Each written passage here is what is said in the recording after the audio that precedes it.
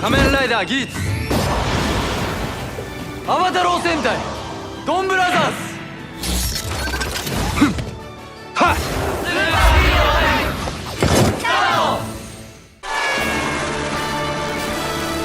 スーパーヒーロータイム王様戦隊キングオージャー仮面ライダーギーツスーパーヒーロータイムスタート You know, Shout, if you're gonna tease me with these superhero time ads, you need to release Don Brothers and King Oger like right now.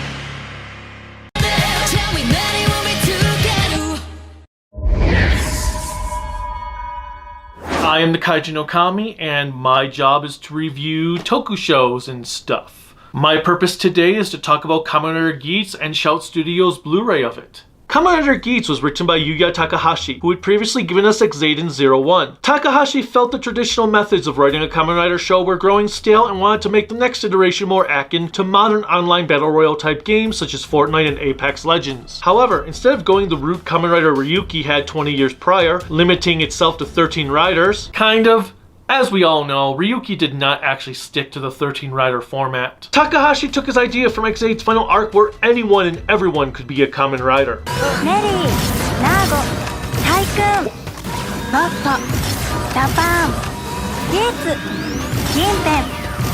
Additionally, instead of having traditional battles of a Kamen Rider fighting an adversary in combat, he wrote each story to have a different objective as one would in a video game.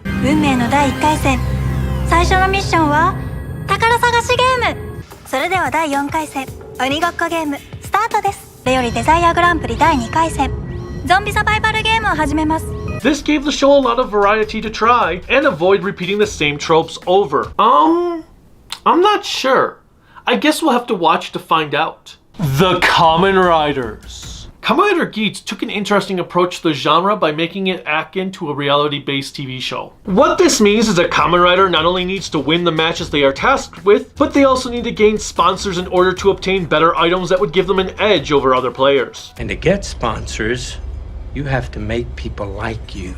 There are even some matches where the viewers get to vote on which rider they feel did a better job than others. This tournament, as it were, is called the Desire Grand Prix, or DGP for short, because it allows the winner the ability to change the world in whatever manner their heart desires. This could involve becoming rich and famous, gaining a family, wanting someone to die, obtaining power to do whatever, being allowed to participate in the DGP until the end of time, and so on. Anything is possible. Well, not exactly. There were limitations on what could be wished for. Our titular rider, whose name is Ace Ukyo, wished to meet his original mother, and the wish was rejected. This caused him to wish to be able to participate in every DGP until his death in his very first tournament, so that he may continue his quest to find his mother. In a past life when Ace was young, his mother was taken away from him by the DGP without knowing why. He then found himself always being reincarnated with the memories of his past lives, which leads him to the modern era under the name Ace Ukyo. Having knowledge of what the DGP is about and how to play the game efficiently reminds me a bit of Tendo from Kamen Rider Kabuto, but he does have some really outstanding moments like wishing the DGP staff to be his family.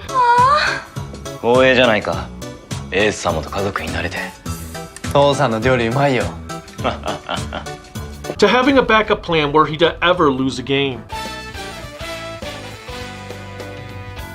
世界が危機に陥った。怪物と戦う戦士を探せ。戦士の腰のドライバーにはめられた ID コアに触れろ。 Fun fact, Ace's actor, Hideyoshi Kan, was born the same year Kamen Rider Ryuki aired. Each participant of the DGP is given an ID core that inserts their memories, hopes, and dreams into it. If that individual is eliminated from the game, they are returned to their ignorant life, though they lose the desire for whatever their wish was. If they are chosen to participate in the DGP once more, touching the core will restore their memories. If the core is broken, that individual will no longer be able to ever become a rider again. If the player loses to the enemies called Jamato, they die. As such, there are a multitude of reasons to not lose the DGP. Each ID core has its own animal theme, with Geats being that of a fox. Magnum.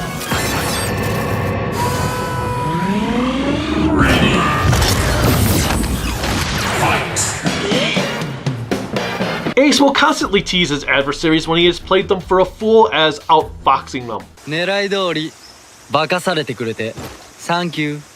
Outside of the animal theme, the riders may interact with any items shared amongst each other, which I felt took away from them each having their own sense of identity. Each rider suit has a base form that is just bland, and no one having their own main form for the majority of the show except for Ace made it hard to really gravitate towards a single design. For example, anyone can use the literal Super Soaker. Ready. Fight.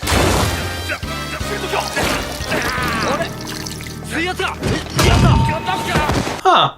So even the DGP can't make a Super Soaker work. There are buckles that can alternate between a rider's arms, body, or their legs. Revolve on.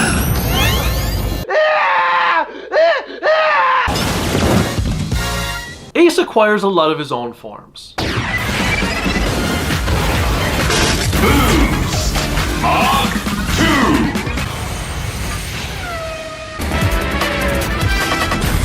Laser boost.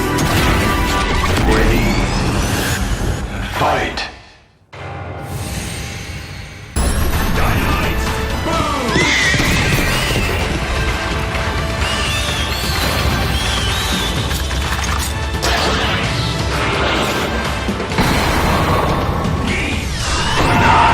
Besides Ace, there are 3 additional Kamen Riders the show focuses on. This includes the very naive Keiwa Sakurai, the lonely heart Neon Kurama,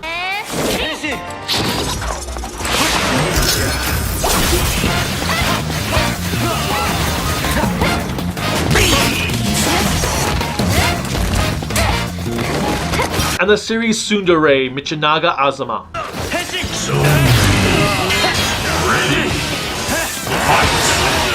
They are played by Ryuga Sato, Yuna Hoshino, and Kazuto Mokudai. Keiwa is similar to Kagami from Kabuto in the sense that the series seems to start out with him as the main character. He is the one the writers want us to root for, as he is also the one the rules of the DGP are exposited to for our sake. Our introduction to Keiwa is him at a job interview telling his interviewers that his ultimate goal is for world peace. ではなくて、あなた自身の考えを聞かせてください。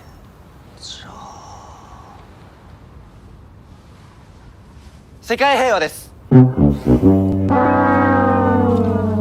This instantly tells us how kind-hearted he is, despite being extremely foolish. Keiwa's parents died when he was younger, which requires his sister Sarah to take care of him. 元気出しなって。なんか美味しいものおごってあげるから。 This drives his desire for world peace because he never wants anyone else to experience the hardship he felt. While Keiwa is my least favorite of the 4 main players, his journey from idealist to hero is an enjoyable one. At least until the last arc of the series when they do a complete disservice to his character, as it is revealed his motivations were out of pure selfishness rather than kindness. It's a story that is a little too similar to a near-end storyline that occurred in Kamen Rider 01. Keiwa does obtain a pretty awesome form out of it though.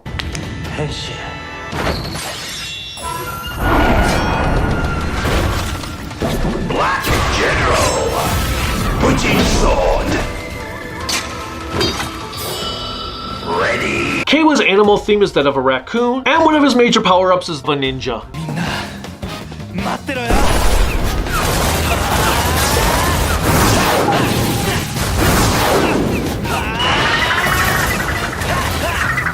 Neon comes from a rich family, which made her hard to like at first. Her greatest desire is true love, which seems very superficial compared to what is truly at stake for the world. It wasn't until later on in the show when you come to realize why that is her wish and what it truly means to her that everything makes sense. Neon's family treats her like crap, feels she should do what they want, without a care for her own feelings, which causes her to constantly try to run away from home. プラマネンは今日こ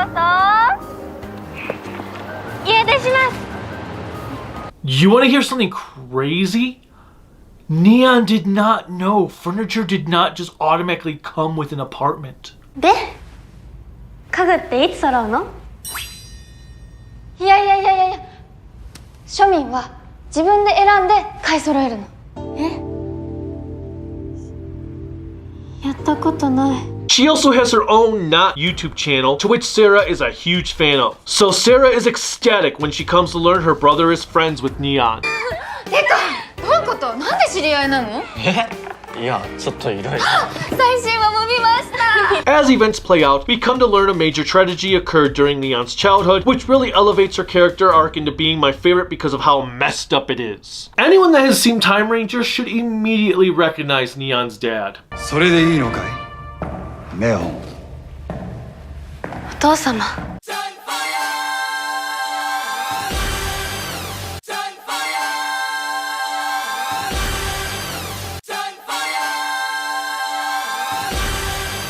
Ryuko Yui plays Neon's mom, who was an archer in a pair of Kamen Rider Kiva episodes. 私に内緒でこんなに GPS 仕込むなんて異常でしょあなたのことをパパとママがどれだけ心配してるか分かっているのですか Big slap. Quick cap. Big slap.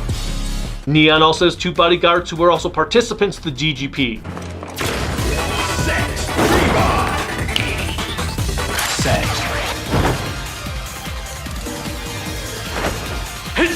Neon's main rider form is that of a cat, and I will say that I do like the way they introduce her musical form.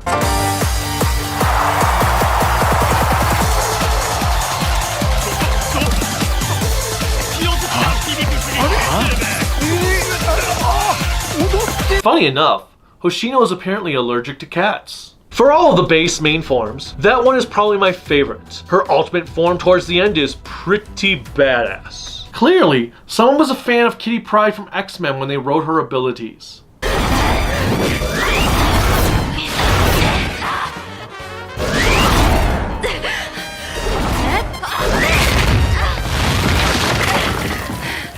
Michi goes through a lot of crap in this show. His best friend died while participating in the DGP, so the moment he was given the opportunity to avenge his friend, he took it upon himself to do such.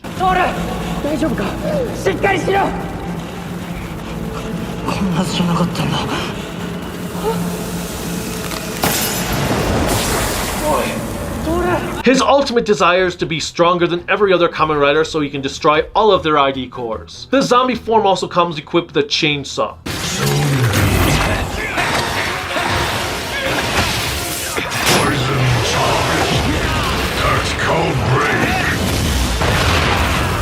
What can I say?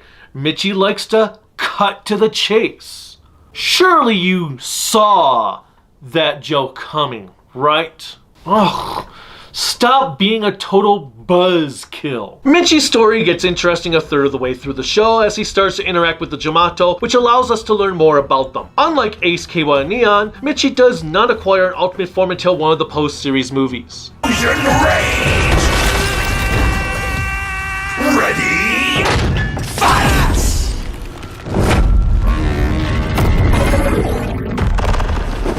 There are a plethora of other riders featured in the show, with some of the most notable ones being an old man who desired to be young again,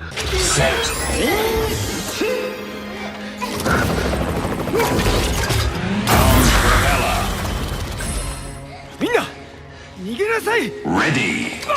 a lady wanting to help her family, うち沖縄料理屋なんだけど父親が病気で倒れて経営が回らなくなってスポーツで全国目指してる下の子たちの夢を叶えさせてあげたくてだから負けられないんだ a dude who just wanted to watch people get hurt and would take anyone down with him, ああそうだね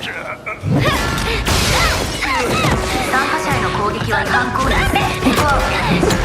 世間知らずのお嬢様だな an employee of the DGP named Punk Jack who played against Ace at the request of his bosses,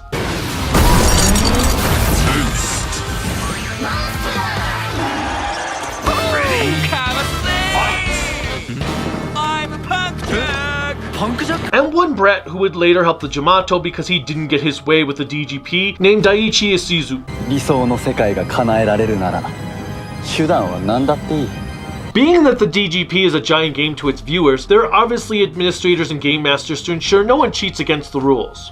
Excluding them, of course, because they always break their own rules. It's actually kind of like a do what I say, not what I do type of situation. They have their own rider forms to keep people in check. Infinity.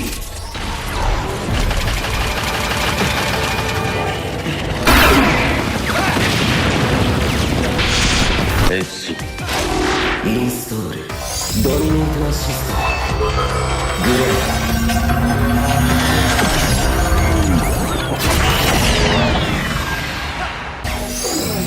ノベーション&コントロール伝説だ。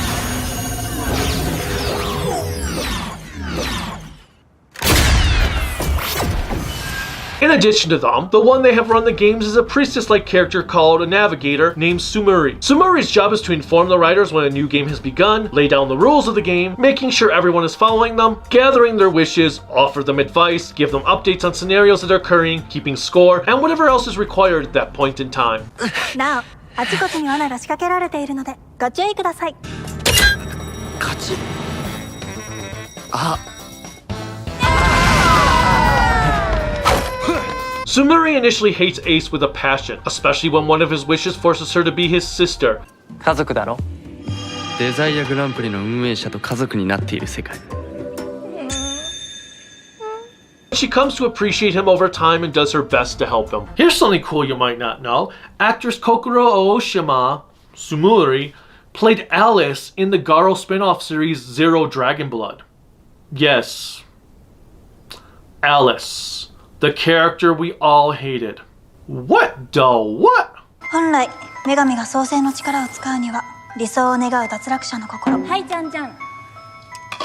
私たちがギラギラと呼んでいるものが大量に必要でしたから。We do get to meet the sponsors for the main riders, and they come equipped with their own transformation devices. Because of course they do. Remember how I said everyone and anyone could be a Kamen Rider? Well, I meant it. 変身。変身変身。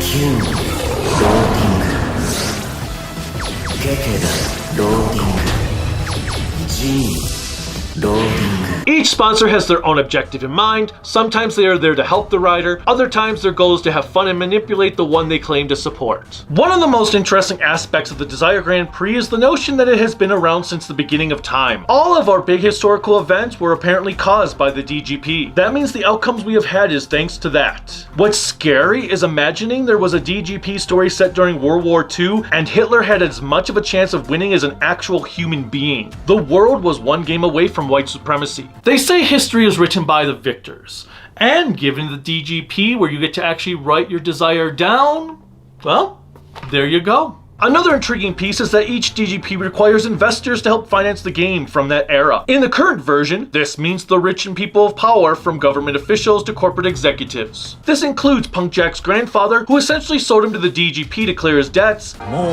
遊びは終わりだ。しっかり働け。ありがとうございます。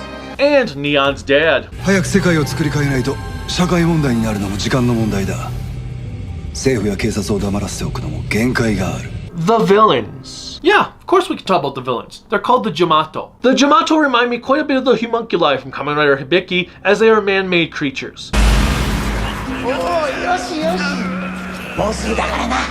最高の舞台をお前たちに用意してっから。 Archimedo grows them in a garden situated in an area that was devastated by all the riders losing in one DGP tournament.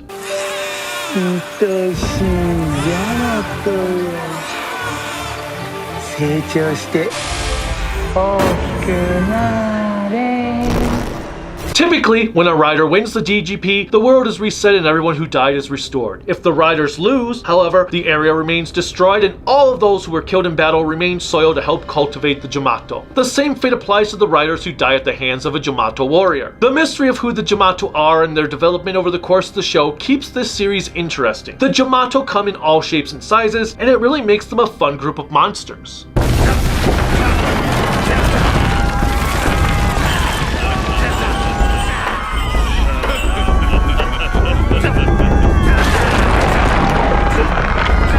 Unfortunately, like all modern Rider series, the Jamato become less important as the story progresses so that evil riders can steal the spotlight away. I find this to be a major annoyance as I am so sick and tired of interesting villains being stepped on, all because Toei now requires every series in the modern day to feature an evil rider. The Jamato were already evolving to that state as during the second arc, Jamato warriors emerge that can use henshin buckles as their own.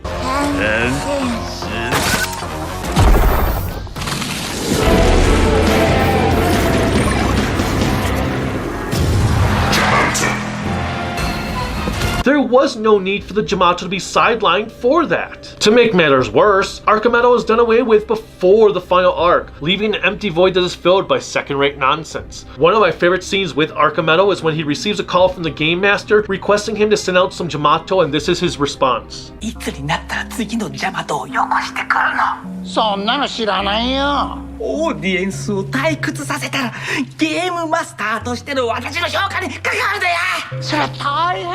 You know, you could have a lot of fun with this scene. ちょっといつになったら次のジャマトをよこしてくるの？そんなの知らないよ。I don't know who you are. I don't know what you want. But I have a very particular lack of skills. I will never be able to find you. But what I do have is $2 and a Casio wristwatch. You can have one of them. Drakkar Noir. Hello, Udio? Chin-chin-te! Can I take your ramen order? Are you sure this isn't Udio? No, chin-chin-te! In that case, I'll have to show you marinated buttercorn miso ramen with extra pork. Shiho Harumi seems to have a lot of fun as Archimedo, and I can't blame him as he is one of my top favorite characters overall. You may have seen Harumi as the chief mechanic in the 2 Tomika Hero Rescue series. Oh? 新しい肥料が到着したか。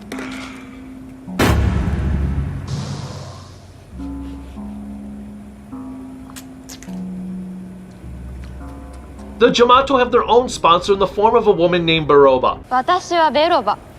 ジャマトを支援しているスポンサーよ。は？スポンサー？面白い。人間がジャマトになりかけてる。Baroba is a gothic Lolita girl who wants to take over the DGP because she wants to watch the world burn. Ayaka Namiki's performance as Baroba is pretty one-dimensional. She kicks her role off coming across mysterious, only for her character to amount to absolutely nothing. She overstays her welcome and really drags a lot of the scenes she is a part of down. Her rider form is a bit interesting as it is a giant hulking robot.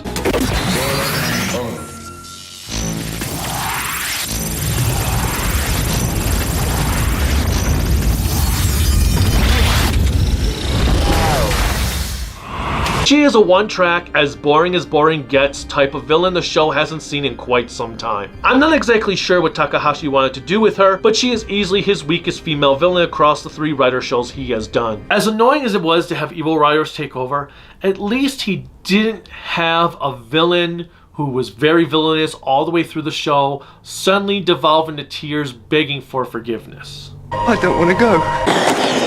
The effects and music. The effects and music for Kamen Rider Geats is Top Gear quality, most of the time. To be fair, given the gaming nature of the story, there is a lot of CGI and green screen used. 星のことを言うんじゃないよ!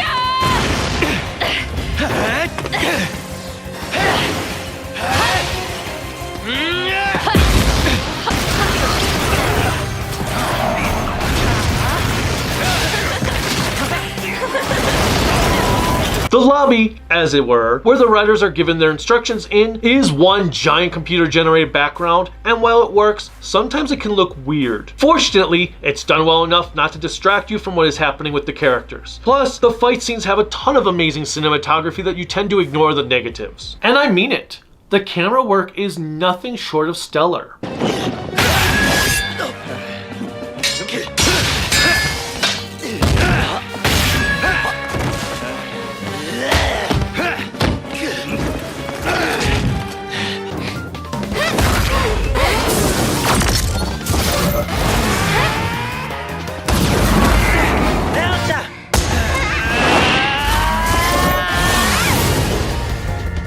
Cameras flipping upside down.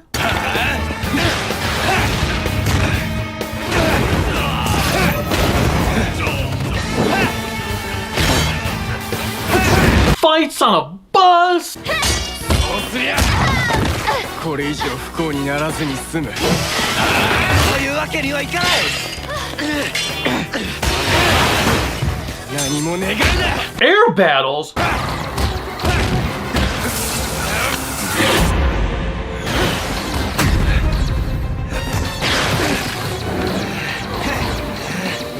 What is this, Garl? There's an occasional shot that was clearly not done with an HD camera, but again, you're immersed in the action so much it does not matter. Some fight scenes can feel brutal, others even resemble those you would find in a Gundam anime due to how many parts are flying around in a struggle, especially when it is a fight against an admin.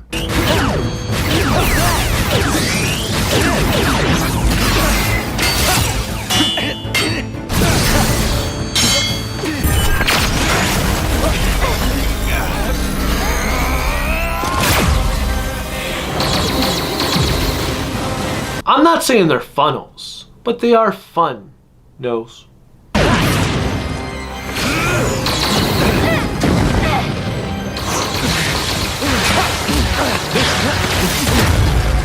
The opening theme, Trust Last, is sung by Koda Kumi and Shonen no Kaze. Shonen no Kaze is no stranger to Kamen Rider, for they also perform the opening to Gaim.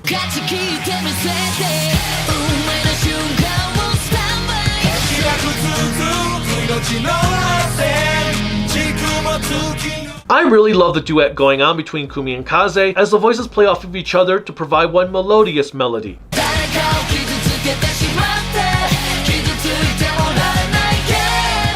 Geats' score is composed by a man who is no stranger to Kamen Rider, for Toshihiko Sahashi has done the likes of Kuga, Agito, Hibiki, Deno, Gio, and the many anime titles I have given him credit for over the last few years. Sahashi has provided so many heavenly symphonies that can make even the weakest show exciting to watch. Your ears will thank you for blessing them with his presence. お前は間違ってない。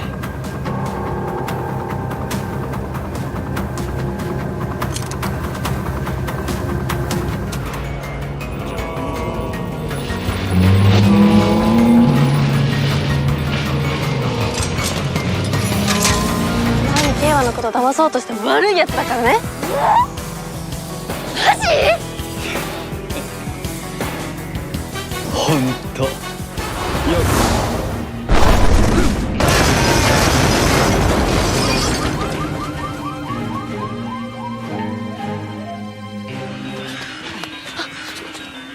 あいつらも探してるんだ。そのドライバー返せ！ We also strangely got a track that sounds like it came out of a James Bond movie.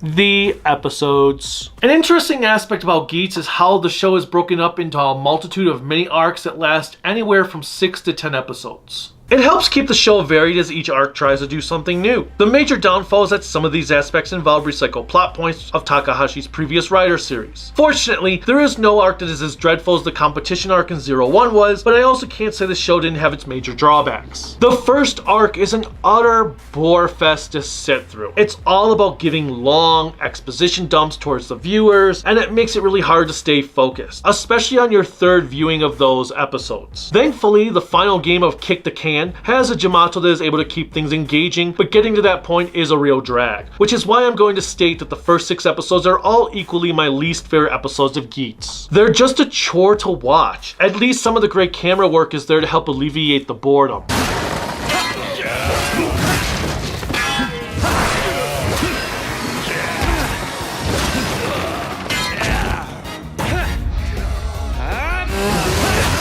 On the other hand, the next arc features my favorite pair of episodes, which are Conspiracy 2, the Jamato Labyrinth, and Conspiracy 3, Slot Fever. This two-parter brings the riders into a maze of mystery where they have to find keys that will allow them to leave an ancient Jamato castle. Each rider is assigned a random person to protect, which includes a bus driver, a brother and sister, and even Sumuri, who has a Looney Tunes moment. 第2回戦の舞台はこちらです。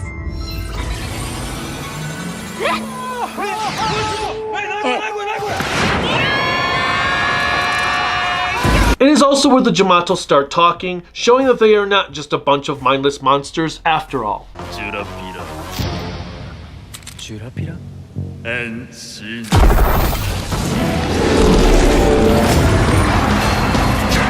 A fourth wall break.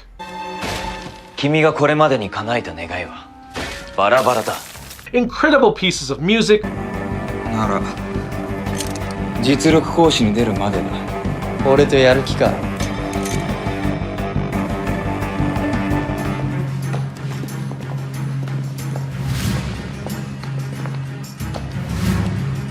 今度はアケビ。 Superb camera work.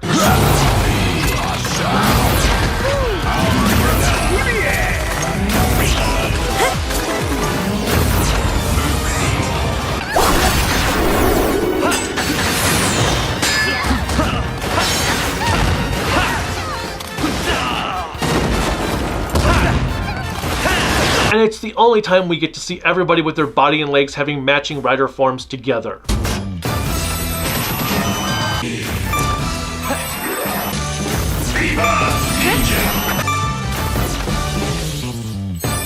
That was something I had wished happened more often, because I would have loved to have just had the riders with a main form instead of forms that are just shared across everybody.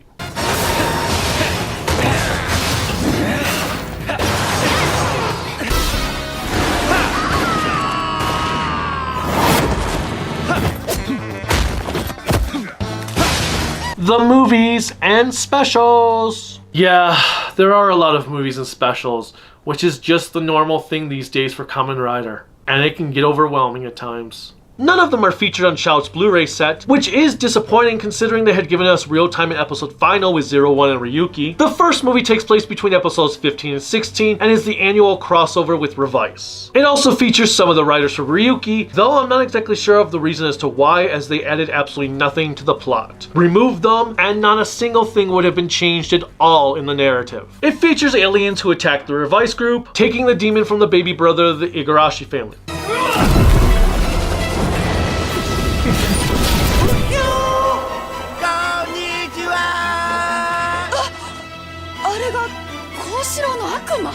The Geats crew find themselves participating in a new Devils game where the goal is to keep the demon away from the Igarashis. There's a couple of cool fight sequences to be found.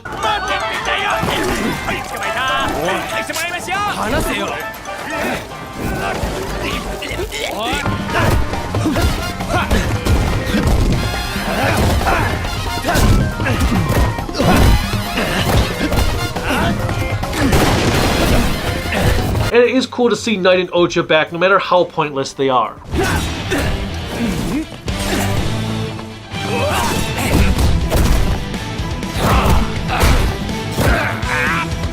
And Samori had an amazing fashion upgrade. ようこそみんな。なんか洋服変えたらキャラも変わりましたね。これより悪魔マラソンゲームを始めるね。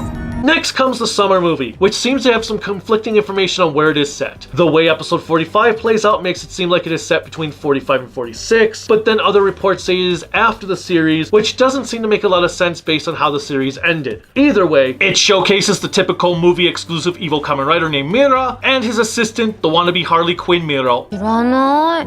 メラ難しいこと知ってんのね。この時代の言葉。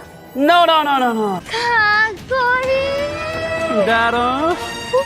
名前は？名前は？クロスギーツ。いやー、素敵。 Mira splits the world into 4 pieces, separating Ace into different personas as well. ギーツ？お前今話聞いてなかったのか？いや、聞いてたけど。なんか全然わかんなかった。はあ？わざわざ世界を分裂させた。 その理由を探る必要がある。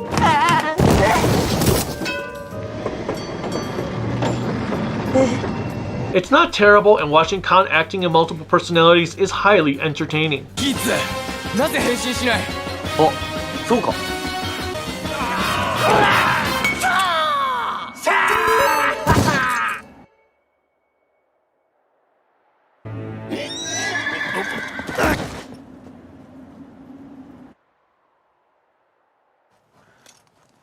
大丈夫か？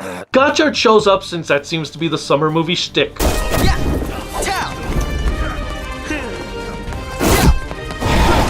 Geats also acquires a movie-only form.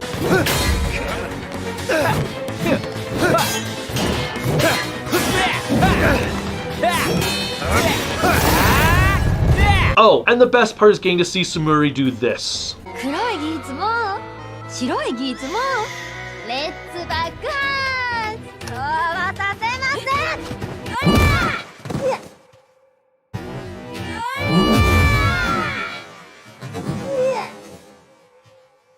two definite post-series movies, one that features a flashback when one of the admins initiated the DGP during the Sengoku period. あなたの理想の世界叶えてみませんか? We get a battle that leads into the next movie titled Jamato Awakening. This film sets the Jamato back up as villains.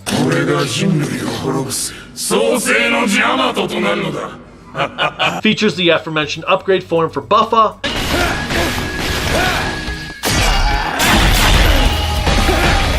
Features an evil version of Geats, and actually does not ruin any of the characters from the series like Takahashi did with the post-series X8 and 01 movies. In fact, I am pretty impressed that the post-Geats movies were well done, making this show my favorite of Takahashi's trio. There's also a special revolving around Keiwa and someone called Kamen Rider Shinobi.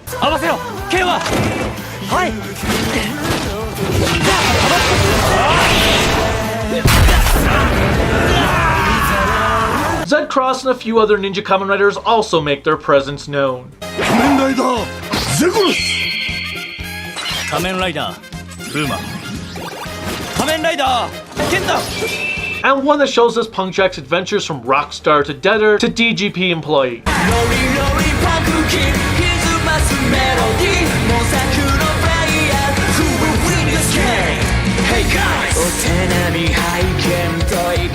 The Blu-ray. Oh, the Blu-ray? Well, it's your typical Blu-ray setup. You've got your cover, spine, and backside with the description.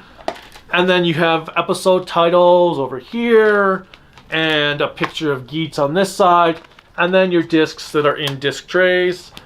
Like I said, it's your basic setup. The show is in HD, and as such, you should already know what to expect on the video and audio side of things. It simply looks and sounds magnificent. The translations continue to please, but as is tradition with Shout Studios, the song lyrics are only displayed when no dialogue is happening.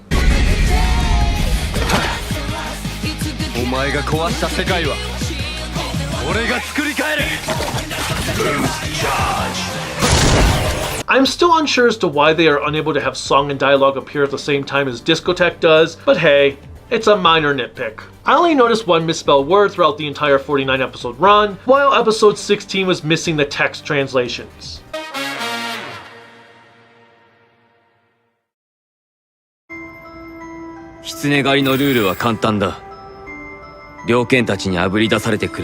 What's odd about this missing translation is the text has been hard subbed. They even subtitled various pieces of text shown throughout.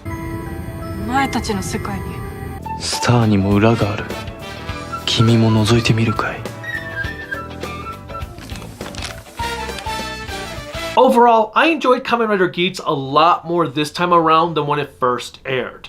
The ending and post-series content did not leave a bitter taste in my mouth, resulting in a nice, solid 4 out of 5 run-ups in spandex. I still wish Shell Factory had given us a different Kamen Rider series next on Blu-ray besides Geats, but at the same time, I'm glad I got to give this series a second look. I will never say it's my favorite series, but this Blu-ray is top-notch quality, and the audio is so immersive. I just wish that it had included a movie or a special, especially given the price point of this thing. It could have sweetened the deal. Well, with that said, thank you so much for having me on, and until next time, bye!